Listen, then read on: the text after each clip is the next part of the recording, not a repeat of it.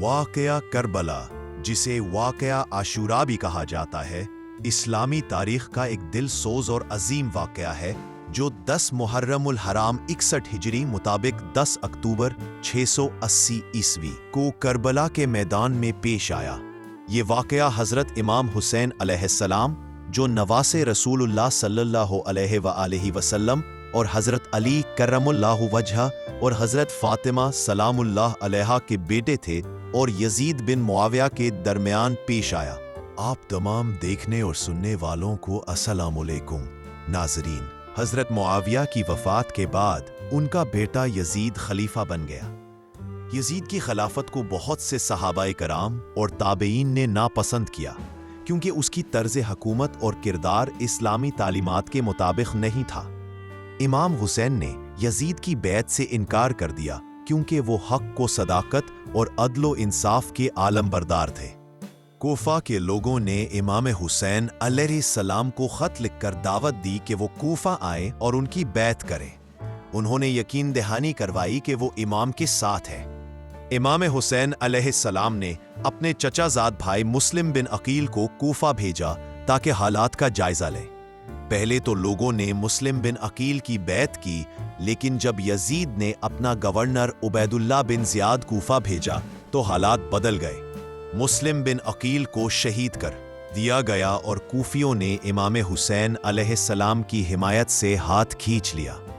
امام حسین علیہ السلام اپنے اہل بیت اور چند اصحاب کے ساتھ کوفہ کی طرف روانہ ہوئے، مگر جب وہ کربلا کے مقام پر پہنچے تو یزیدی لشکر نے ان کا راستہ روک لیا۔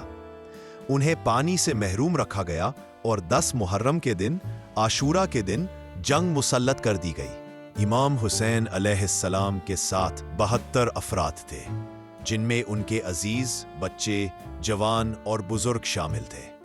دوسری طرف یزید کی فوج ہزاروں افراد پر مشتمل تھی۔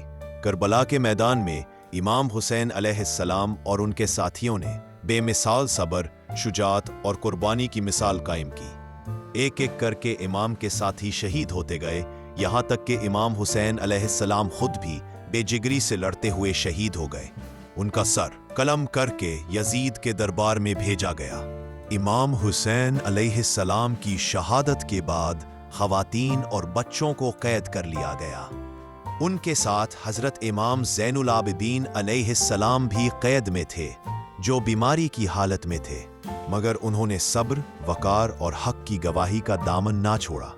حضرت بی بی زینب سلام اللہ علیہا اور امام زین العابدین علیہ السلام نے یزید کے دربار میں بھی حق کا پیغام بلند کیا۔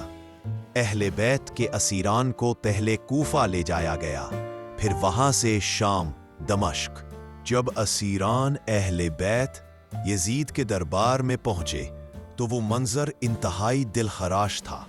بی بی زینب سلام اللہ علیہا کو بغیر چادر دربار میں لایا گیا۔ یزید نے امام حسین علیہ السلام کے سر مبارک کی بے حرمتی کی۔ اس موقع پر بی بی زینب سلام اللہ علیہا نے جرأت اور ایمان سے بھرپور خطبہ دیا۔